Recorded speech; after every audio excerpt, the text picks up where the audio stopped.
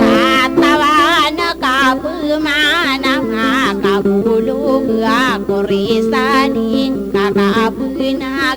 din ay di tanda sa palad na diyaw kalopinu irmatag mga buwan sa diyay kangigin na bayo di kakapan na gidim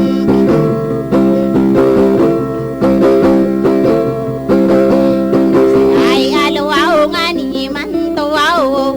di duran na ngagad na baso pipikirang kay ayala dumakadir na diyay tama penarepus orang sa panganda patakawaw di kapan nimbangin abang belingan sokore kapabay lutang kuno ka arati di kasabutang ayala deon ayan ay punang kapasalila nga duaganatan sa wale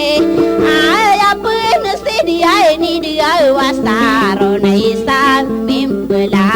abadang kasi sipate takin wow bubusa ay kaadin so gaganataan ay dumangang wow mudem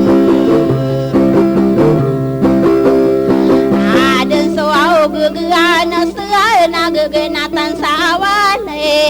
ay nau mga watan na suaw kaya ang ilangian na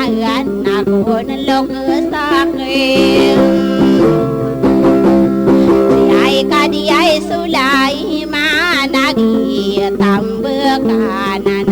na diyay dang kalilipatan si ay tamiyay tutarim berana tamang kuwaw lilangian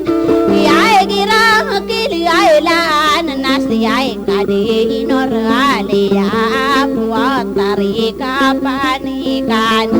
kaipanurog na nulang wabon sa diyan nakakagi bilang ataw ang kami ay pangiyay ngisay sakiyay apayungan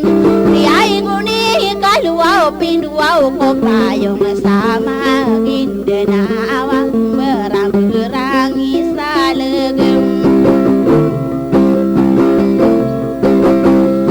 wawak ampuin una ko belay anak waw taparang anian ako turugin si ay kadiyay sole ay maanay ay nudi ay kesalungi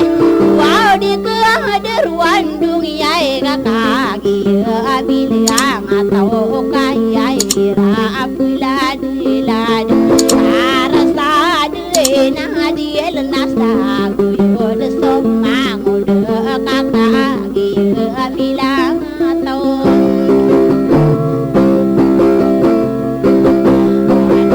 tarwaw lile ang iyan nasikadiyay noraliya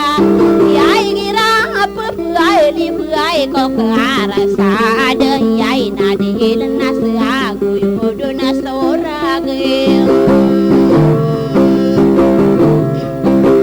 nakakagiyaw bilang tao nakagiyamiyang ano nagalopido sa ranaw kaya sa pikirakan nati ay kubagan tango na ay lang-alang nakin